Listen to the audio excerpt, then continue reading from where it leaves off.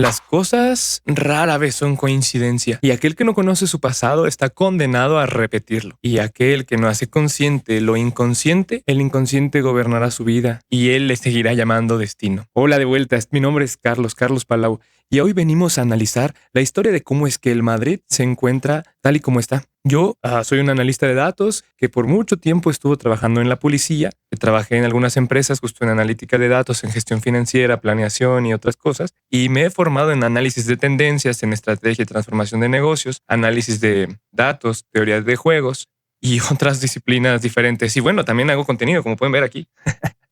Pero lo que está sucediendo en el Real Madrid no es una coincidencia. De hecho, me creería si te dijera que lo que está pasando se escribió en 1377, más o menos. Bueno, ahora te explico por qué. Pero bueno, vamos primero a empezar a analizar qué es lo que está pasando ahora. El Real Madrid se encuentra así. Tenemos el mejor jugador posiblemente del mundo que es Kylian Mbappé, con estrellas, y un Madrid que ya lleva 2 temporadas sin ganar nada en esas actuales temporadas, ¿no? Porque bueno, la temporada pasada ganó algo, pero eran trofeos que ganaron gracias a su participación en las temporadas anteriores. Sin embargo, en esta temporada, en estas últimas dos temporadas no han ganado nada. Y han caído contra el Barcelona y contra otros equipos grandes, pero la que más les duele estoy seguro que es la del Barcelona.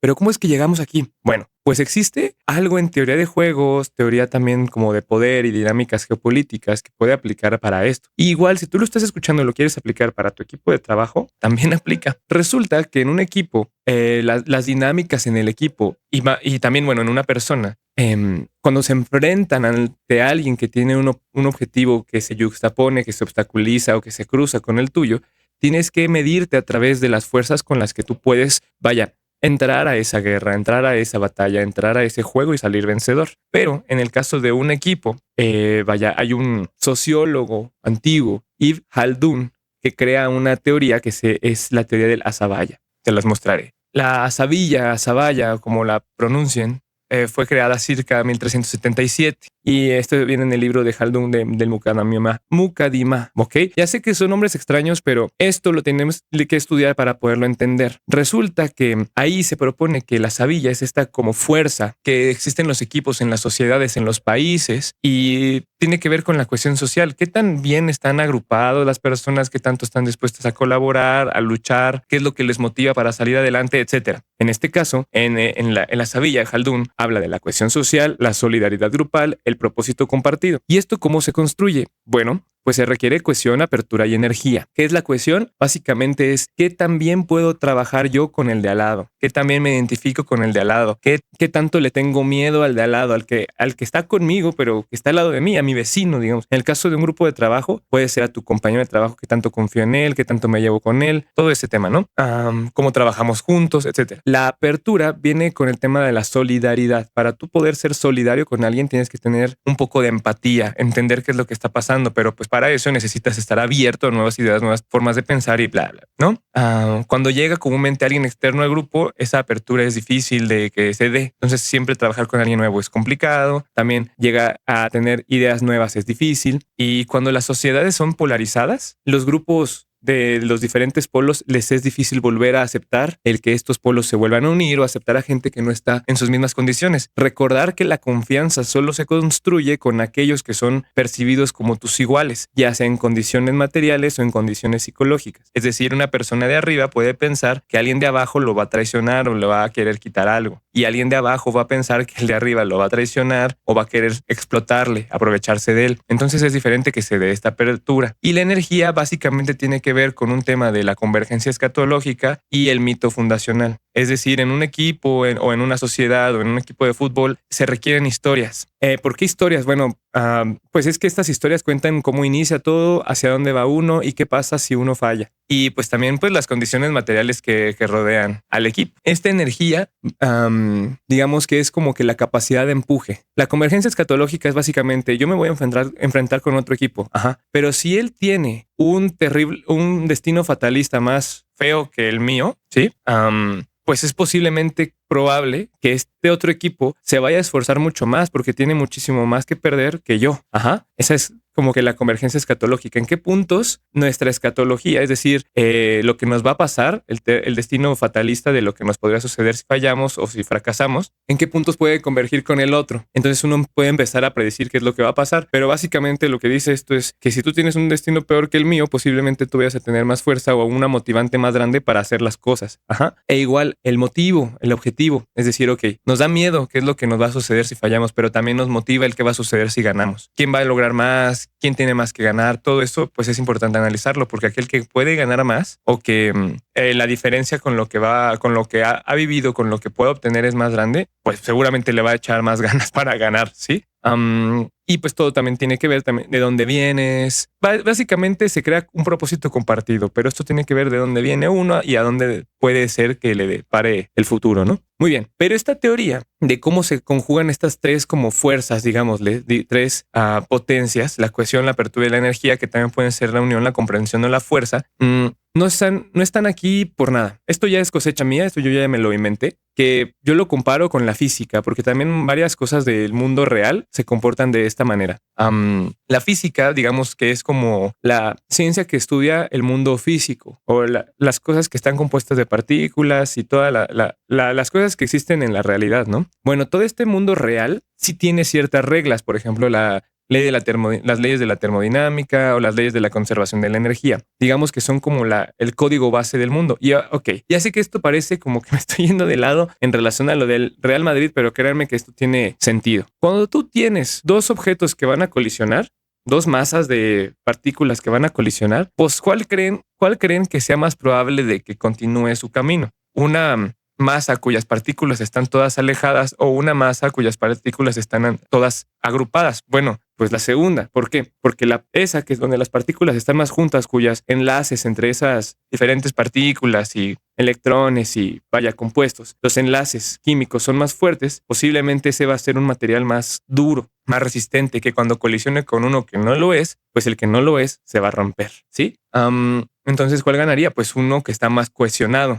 Vaya, ahí está la cuestión social. El tema de la comprensión y todo eso. Ahora sí que podemos decir el tema de la flexibilidad. Un objeto, una masa como el agua, que no tiene una forma clara, pues va a haber situaciones donde eso no le conviene. Sin embargo, pues es más probable que se adapte al molde en donde está o a la situación que esté. Eso en teoría de juegos, bueno, te puedo decir que la flexibilidad es buena, pero hasta cierto punto. A veces también uno no tiene que ser tan flexible porque se acostumbra también a la miseria. Pero por el otro lado, lo contrario es alguien totalmente rígido que cuando se enfrenta a situaciones que no están precisamente hechas a su medida, se va a enfrentar con grandes retos que no va a poder superar. Entonces la apertura es necesaria para también adaptarse a ciertas situaciones y a ciertas condiciones que puede estar viviendo el equipo en este momento o la sociedad. Otra, estos de aquí, yo me los imagino que son como mirillas de un videojuego, como en el Counter o en el Valorant. Cuando uno dispara algo, necesitas tener un cierto objetivo y de ahí viene el propósito compartido.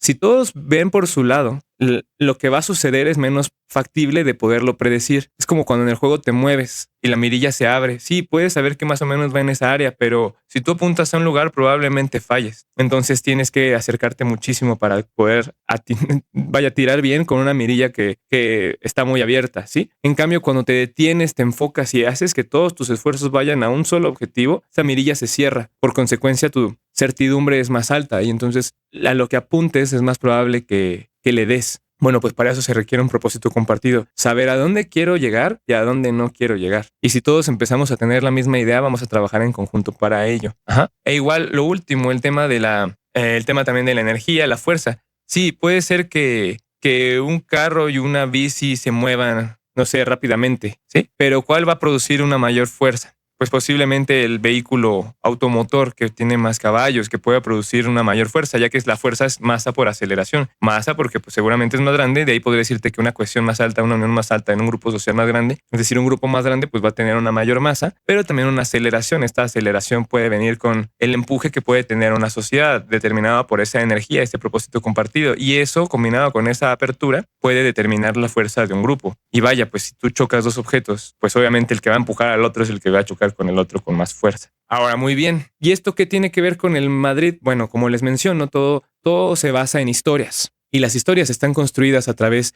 de lo que ha pasado antes. Y el Real Madrid ya ha pasado por una situación muy similar donde ha tenido un equipo como este. Justo antes de la llegada de Mourinho al Madrid, con estrellas como Zidane, con estrellas como Beckham, Ronaldo, etcétera. Y esto ya le sucedió e igual cayeron e igual se convirtieron en el club más grande del mundo otra vez. Entonces, donde después de ese equipo el Madrid pasa a ganar 7 Champions en que menos de 20 años y ahora se encuentra en una situación muy similar donde lleva 2 temporadas sin ganar nada. ¿Cómo es que eso sucede? Bueno, pues es que el que no conoce su historia está destinado a repetirla y la historia comúnmente se cuenta en ciclos. Y ahora les contaré el ciclo de la Sabilla que explica Haldun en su hipótesis de cómo se mueven las sociedades, cómo se alzan y cómo caen los imperios. Sin embargo, antes de pasar a ese punto, tenemos que analizar que una sociedad, un equipo o un grupo, muchas veces nos equivocamos al tratar de analizarlo como un ente completamente independiente por sus partes, ¿no? Es decir, tratamos de medir los números, tratamos de medir, de ver quiénes son los jugadores o los miembros del equipo, todo. Cuando lo primero que tiene uno que hacer es aplicar la navaja de Ockham, que comúnmente la solución más sencilla tiende a ser la correcta. Y en este caso, la estrategia más sencilla es empezar a analizar al líder. Empezar a analizar al líder de una sociedad. Cuando uno empieza a analizar a los líderes, puede entender también por qué suceden cosas. En el caso de México, por ejemplo, tuvimos un presidente en la época del Maximato, que era Plutarco Elías Calles, y que tuvo políticas como apoyo a orfanatos, prohibió el alcohol, inició la guerra cristera. Y uno podría decir, bueno, es que esas en el momento parecían como políticas muy lógicas, ¿no? Se podría explicar de maneras diferentes el por qué llegó a hacer esas políticas. Pero cuando uno analiza el personaje de Plutarco Elías Calles y lee su biografía y te das cuenta que el hombre creció en una familia cuyo padre era alcohólico, donde él estuvo algo abandonado, que sufrió algunas cosas de la iglesia, pues entonces sus políticas no son más que reflejo de las condiciones previas que lo formaron, ¿no? Y de los enojos que traía de chico. Las cosas a veces tienen que ser analizadas de esa manera y muy pocas veces no coinciden. Y ahora, ¿quién es el líder de este equipo del Real Madrid? Pues llega Mbappé, un jugador que llega como un mesías. ¿Cuál es el problema? Que yo lo catalogo como un falso mesías, porque un verdadero mesías suele llegar sin ser anunciado. Alguien cuyo nombre también traía esa profecía Messi. Llegó, claro, siendo un buen jugador, pero nadie sabía que iba a ser la próxima gran estrella del Barcelona y que después se convertiría en el mejor jugador de todos los tiempos. No, pero pues no llegó anunciado como Mbappé. Cristiano Ronaldo tampoco. Cristiano Ronaldo llega al United como un jugador del Sporting que le agrada al entrenador y que pues le tuvo fe y que le apoyó. Después se va al Real Madrid como un jugador consolidado, pero aún así tuvo que demostrar. Y no fue que consiguió sus mejores condiciones contractuales y salariales, sino hasta que ya ganó 3 Champions. Entonces, que llegue un Mbappé y que ahora mismo tenga las condiciones que tenía un Cristiano ya consolidado, sin haber ganado nada, te anuncia a un Mesías que no ha demostrado nada. Entonces ese es el problema. Cuando llegas con alguien que esta persona va a ser el mejor del mundo y va a salvarnos a todos y va a ser la solución de todos los problemas, muy probablemente es falso. O muy probablemente no va a suceder así. También porque hay una dinámica de que esa persona está atada por las expectativas que los demás ponen en él. Y a veces eso genera una presión o un desinterés, como que hay mucha gente que no le gusta que le digan qué tiene que hacer. Y Mbappé, créeme que es uno de ellos. Pero bueno, ¿qué historia nos dice Mbappé? A diferencia de Messi o de Cristiano, Mbappé pues se convierte muy joven en un jugador muy exitoso. Apenas a sus 19 años, a mi consideración quizá el mejor jugador de ese mundial, junto con quizá Hazard, que me encantó en esa Copa del Mundo del 2018, Mbappé gana la Copa con Francia, apenas a sus 19 años. Y llega a un PSG después de eso, lleno de estrellas, bajo Unai Emery, Tuchel, Pochettino, siendo entrenado por Unai Emery al principio, que después se va porque no da el ancho para este equipo que empieza a construir estrellas. Luego con un Tuchel que lo lleva a que estaba al lado de Neymar, con un Tuchel que lo lleva a una final de Champions que no pueden ganar y que sinceramente no juega muy bien, un Pochettino que no estuvo a la altura, pero lo que se comenta luego es que Pochettino tenía presiones porque Mbappé era el que más ganaba o el que tenía ciertas prioridades, que Pochettino al final revela, creo que en unas ruedas de prensa, que no pudo trabajar correctamente en ese equipo y que además tenía Messi. Luego llega un Galtier y por último termina con un Luis Enrique que lo empuja, lo quiere empujar a hacer ciertas cosas, pero que él no se permite esforzarse de la manera que Luis Enrique le pedía, ¿no? Entonces, pues bueno, en ese sentido, pues les voy a poner un pequeño video de Luis Enrique con Mbappé. ¿Cuál fue el problema aquí que le pedía Luis Enrique a Mbappé? Le decía que tenía que ser un buen jugador de equipo, poder empujar donde otros esperarían que estuviera. Y aquí ahorita voy a comentar. Ustedes lo dirán, pero pues, creo que queda claro que no lo entendió, ¿no? Porque después de eso, Luis Enrique sale a rueda de prensa y da unas declaraciones donde dice, tuve unos problemas para dirigir a mi equipo donde no funcionaba como yo quería, pero el próximo año lo controlaré todo. Y el próximo año se convierte en el Paris Saint-Germain que ganó todo, excepto la Copa del Mundo. Pero esa ya es otra conversación de por qué gana el Chelsea, pero esa es otra conversación. Y ahora están por ganar su segunda Champions League consecutiva. ¿Mbappé entendió? No lo entendió. Y es también por eso que va a perder en esta Copa del Mundo 2026, pero guarden este clip. Entonces, pues mostró irresponsabilidad y fallas con el trabajo en equipo. Pero como les dije, ¿de dónde viene eso? Les mostré el ejemplo de Calles, pero también hay muchos ejemplos así en todo el mundo con muchos líderes. Resulta que su personalidad viene principalmente de su madre, Faiza Lameri, que bueno, ella era una jugadora de handball que creció en el mismo barrio que él, un barrio que si se bien se dice que es muy pobre, así tampoco es tan pobre, pero sí es pobre y tiene unas condiciones difíciles. Pero él entonces crece con el triple castigo, así es como yo lo interpreto, donde es hijo de un padre negro, hijo de una mujer magrebí, es decir, de una extranjera, de un origen, la mamá es de Algeria y pues tiene una religión, bueno, sí, y pues pobre. Entonces, por todos lados donde lo vieran era discriminado el pobrecillo, ¿no? Entonces, en esta situación, lo único que te queda es, pues, empujar y ser el mejor y, pues, no dejarte de nada. Además de que, pues, crece en una mente donde ambos padres fueron deportistas y que los hermanos también tenían esa aspiración. Entonces siempre fue exigido, se le inculcó la disciplina, el esforzarse, el ser el mejor, el ser competidor, egoísta, provocador, prodigio. ¿Pero por qué provocador? Bueno, porque cuando uno se enfrenta ante diferentes tipos de élites, una manera de poder, controlar el juego cuando tienes enfrente tuyo a personas que te pueden ganar o que están en un alto nivel. Por ejemplo, si tú eres un emprendedor que se enfrenta contra personas pues más de élite monetaria, o eres un joven que empieza a entrar en ciertos mundillos donde es difícil competir porque hay gente que ya se conoce o son ricos de algo de tiempo, una manera de poder controlar el juego es el de ser provocador. Pero ¿cuál es el tema del provocador en un teoría de juegos? Pues que en la élite la guerra psicológica es constante. Entonces provocar desestabiliza como el ego de los rivales e impone jerarquías dentro del mismo pues ambiente. En el caso de los deportistas, pues en los vestuarios muchas veces o en las canchas. Entonces, pues claro que Mbappé crece de esta manera y crece muy protegido por esa mujer. Hay unas declaraciones de Mbappé donde dice que es su mejor amiga, que le platica todo, con quién sale, cuáles son sus problemas. Ella es su manager. Vaya, ahí, dato curioso, en el Real Madrid ella cobra un sueldo y gana más que Lunin, el portero. Entonces, es todo un tema, la verdad. La verdad es que esta mujer, no sé si sea buena para él, pero pues es su madre. Y al final del día la madre que quiere, pues lo mejor para su hijo. Y en el caso de ella, pues descubre una cosa muy importante cuando Kiki estaba joven. Kiki es Mbappé.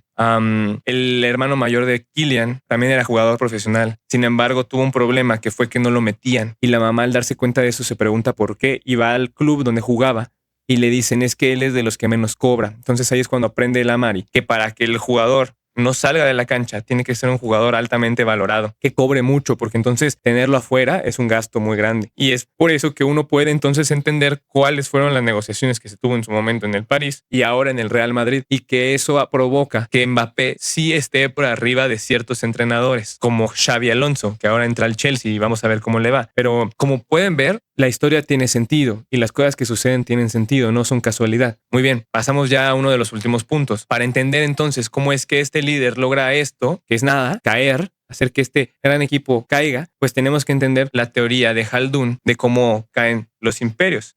Pero bueno, antes de pasar ese punto, tenemos que entender también cuál fue el contexto que Mbappé vivió para poder tener también esa personalidad. Y es que Mbappé crece con ciertos, viendo a su selección y a sus íconos con ciertos tropiezos que le ponen como una carga encima cuando se empieza a dar cuenta que es el mejor del mundo. En el año del 98, él nace y en ese año Francia fue campeón. Entonces, pues crece en ese mundo donde Francia es el mejor equipo, ¿sí? Entonces él está acostumbrado a creer eso, a creer que él podría ganar con Francia una Copa del Mundo cuando empieza, poco a poco a desarrollarse. Como niño tenemos muchos sueños. Y apenas él con 7 años y medio vuelve a ver a Francia en una final del mundo contra Italia. Pero ¿qué es lo que sucede? Quizá uno de los mejores jugadores franceses de todos los tiempos, Zinedine Zidane, pierde la cabeza, el pelo no, porque ya no tenía, y le da un cabezazo a Materazzi y es expulsado y pierde la final del mundo en Alemania. Imagínense cómo puede marcar eso a un jovencito que tiene aspiraciones a ser de los mejores partidos del mundo y darse cuenta que quizá uno de los mejores jugadores a este dios del fútbol francés se cae por un error individual.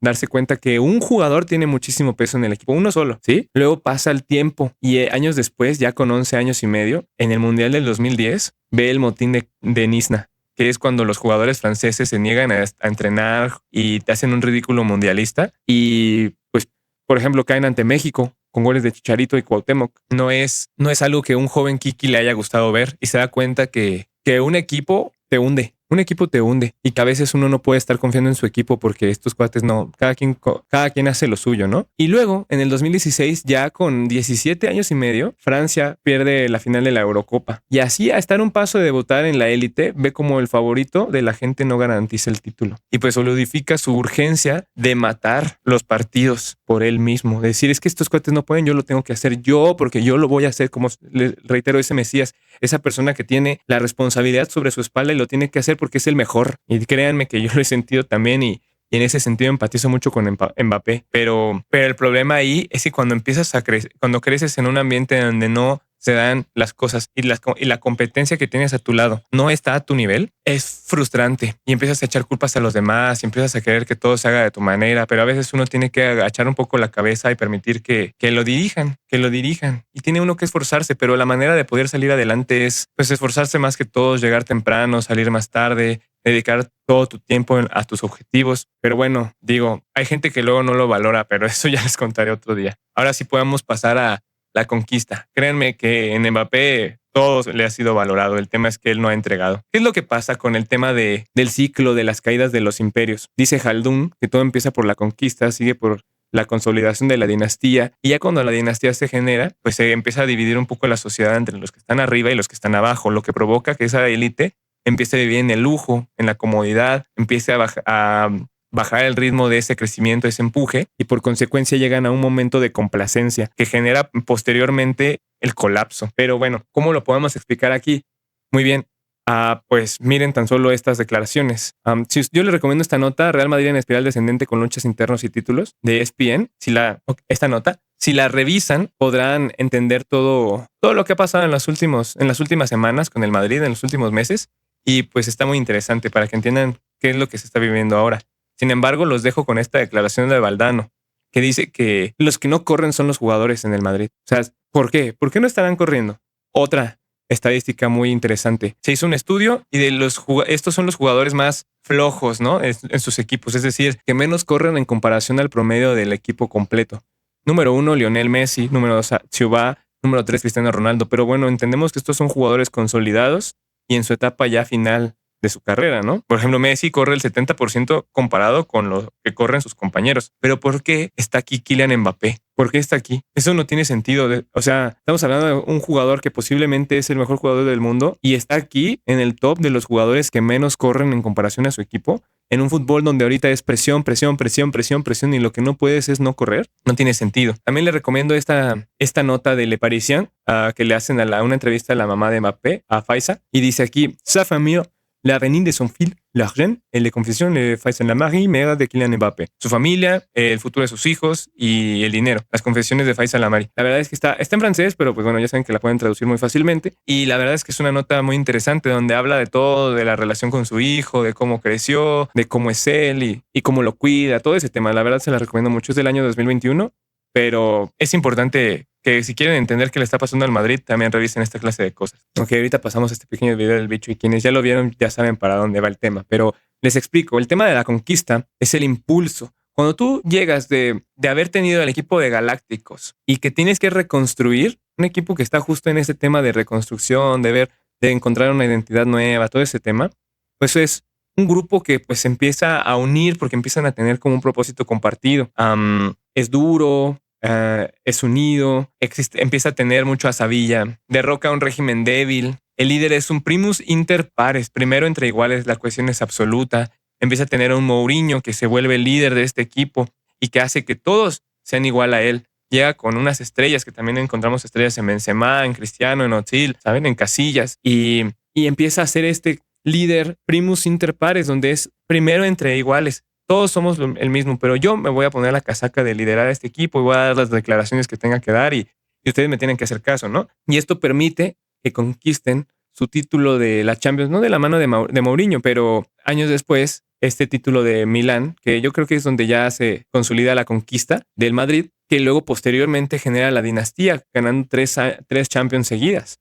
Aquí el líder monopoliza el poder, alejándose de su tribu original para evitar rivales, comienza a contratar mercenarios o burócratas leales a él, no a la tribu, y el costo de oportunidad aquí es la confianza grupal a cambio del control absoluto.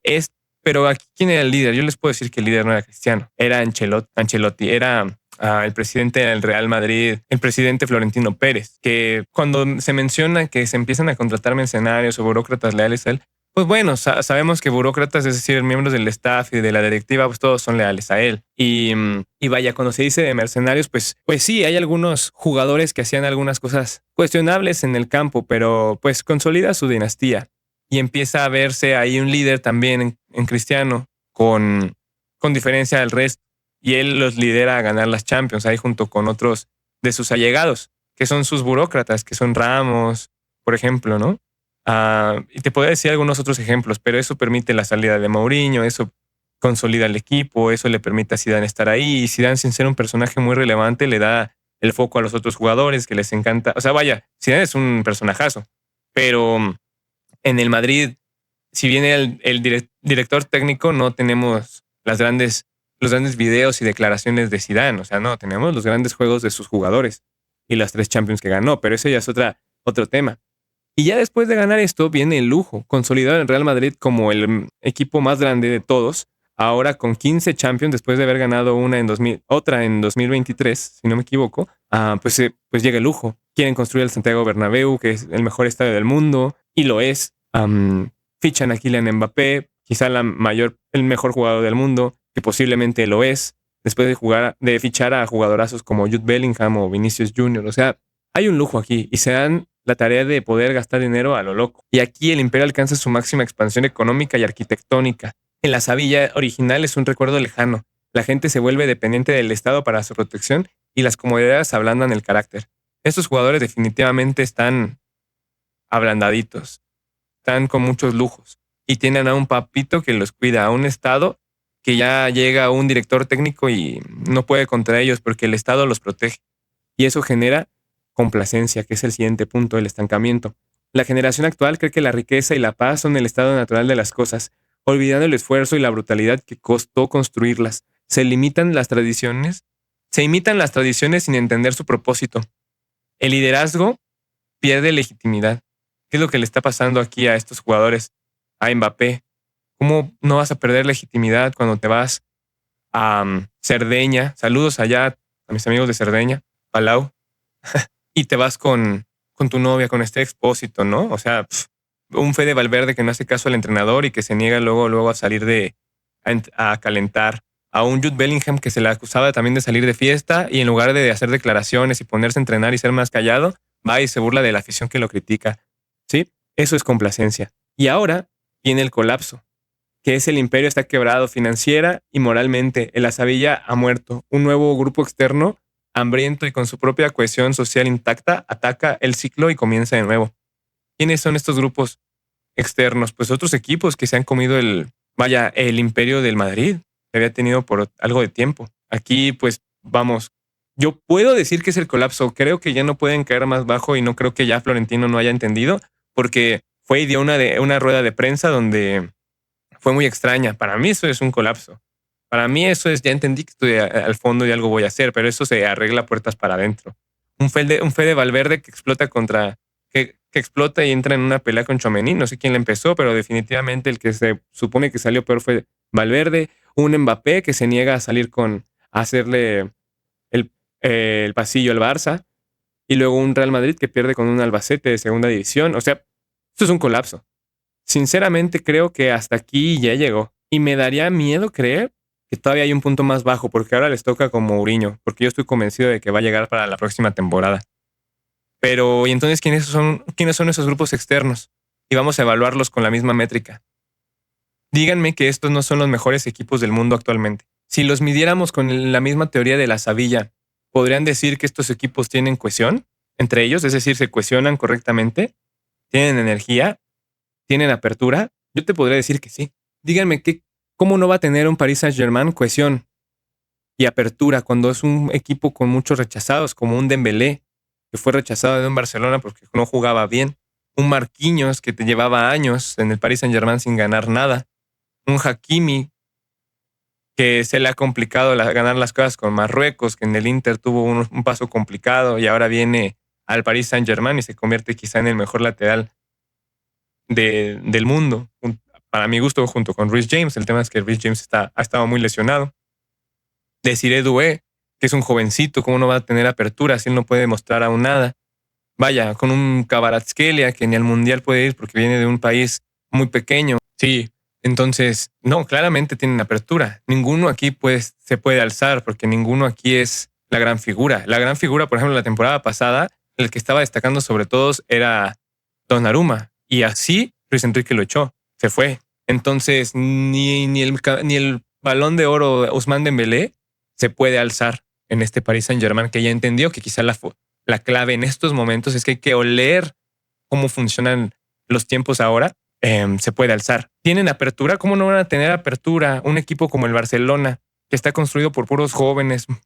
Digo, claro, algunas estrellas, pero ya en su etapa más avanzada, ¿no? Y muchos jóvenes que tienen que demostrar, que vienen de la cantera. Claro que tienen apertura, claro que hay confianza entre ellos porque muchos se ven como iguales. Díganme que el Arsenal no tiene cohesión, que no tiene apertura, que lo mismo le pasa a un Bayern de Múnich, que si bien son estrellas todos, son estrellas rechazadas. Un Harry Kane que no había podido ganar nada con el Tottenham, un Luis Díaz que fue echado por la puerta de atrás de Liverpool, un Bayern que tiene años ya sin ganar la Champions, que siempre se le critica porque está en una liga alemana que en realidad pues solamente gana a ellos, a excepción de ese Leverkusen épico, ¿no? Pero ¿cómo no van a tener apertura y cohesión? Y ahora el tema de la energía. Un Paris Saint-Germain que se le criticaba mucho, que viene de una liga de granjeros. ¿Cómo no va a querer demostrar que son el mejor equipo del mundo? ¿Cómo no va a querer ganarle a un Chelsea y golearlo después de que le quitó el título que le faltó a la temporada pasada? Un Arsenal que no ganaba nada porque ya es campeón de Premier desde hace muchos años, que tenía que demostrar que sí podían ganar después de quedarse mucho tiempo a poquito. Un Barcelona que son puros jóvenes que todo el mundo criticaba con nombres que no mucha gente conoce y tener que demostrar que sí pueden y que al lado tienen al Madrid lleno de estrellas y que ellos sin esos nombres son mejores. El Bayern, que se les critica que siempre ganan su liga y ahora con un entrenador nuevo, con unos jugadores que se tienen que consolidar en la élite, llegan y tenemos aquí a posiblemente uno de los principales candidatos a ganar el Balón de Oro. Estos son los equipos que funcionan hoy en día y podemos ver claramente cuál es la diferencia con este equipo, ¿no? No lo tengo ni por qué decir. Para cerrar, les escribí lo siguiente. Para poder predecir el futuro hay que analizar al pasado. El Real Madrid ya vivió esto y luego ganó 7 Champions. Las cosas que suceden pocas veces son casualidad cuando prestas atención. Les dejaba ahí una pistita de qué es lo que puede pasar, ¿no? Sin más que añadir, me encantaría recomendarles que se suscriban, que voy a traer más videos, que vean el directo porque esto fue grabado en directo en mi Twitch, en mi Kick. Y pues ahí estamos, como soy Palau, en todas las redes sociales. Y que se den una vuelta para pues poder conversar estas cosas con ustedes, para que le den un chance a mi canal y nada. Nos vemos y cuídense hasta la próxima. Y si ustedes tienen una teoría diferente, pues déjenla en los comentarios que me encantaría escucharla. Yo sé que posiblemente esto no suene mucho como análisis de datos, pero en teoría de juegos y pues también en analítica de datos, uno tiene que aprender también a entender que la historia son datos, ¿sí? Quizá en una manera cualitativa o explicativa o anecdótica, pero pues es una forma de recolectar datos del pasado. ¿Y qué es lo que hacen los mejores analistas de datos? Sino que recolectar datos del pasado para analizar tendencias y con eso poder tratar de poder predecir el futuro. Pues es lo mismo. Uno tiene que hacerlo desde ambos lados y entonces puedes más o menos entender qué es lo que va a pasar. Y este Madrid, lo que le está pasando no es coincidencia y la verdad es que me da mucha tristeza. Porque también yo lo contrasto mucho con lo que le está pasando al Chelsea, que es mi equipo, y creo que le está pasando algo muy parecido.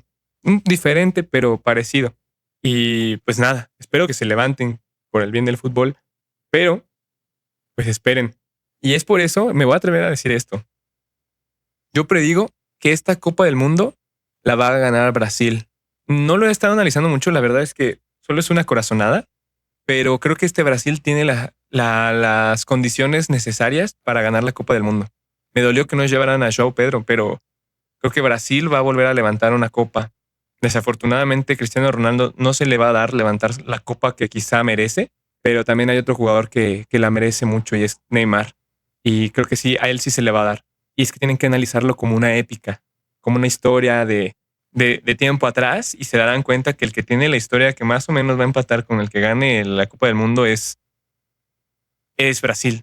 Alemania no lo veo que gane, aunque tiene un equipazo. Francia, ya les mencioné que no va a ganar y todo tiene que ver con Mbappé. Argentina, ya que su escatología no es tan grave, no va a dar lo que dio el torneo pasado y va a caer. Y el que tiene todo que perder y que se va a esforzar lo máximo para ganarlo es Brasil. Por muchas situaciones, pero Brasil lo va a lograr. Aparte de que ahorita estamos en una época de muchas cosas latinas y traer a Brasil como campeón creo que es algo que a todo el continente americano le va a agradar y reafirmaría ese buen trabajo que han hecho con su liga, con sus jugadores, con su desarrollo de fuerzas básicas, con el traer a un entrenador como Ancelotti. Yo creo que definitivamente Brasil va a ganar, pero vamos a ver qué sucede. Cuídense y hasta la próxima. Bye.